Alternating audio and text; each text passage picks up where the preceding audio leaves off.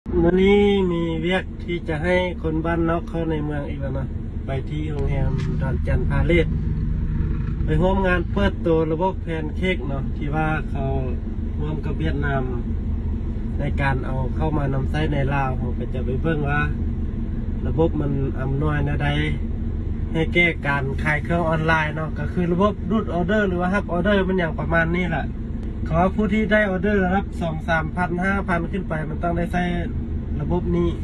เราก็สิไปเบิ่งว่ามันสิได้บทเรียนเล็กๆน้อยๆว่าเนาะเพื่อมาหมุนใช้ในเพจหรือว่าในระบบขายเครื่องของเรา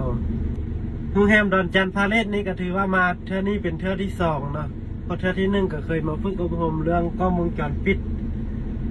ไปเทื่อนึงแล้วระดับปีอะไรวะ2018-19นี่บ่ถ้าจำบ่ผิดเนาะกับบริษัทโมทิกแล้วตอนนี้ก็ได้มาฝึกอบรมเกี่ยวกับการขายเครื่องออนไลน์อีกอยู่นี่อีกไปเบิ่งนำกันว่าที่ได้บทเรียนอะไร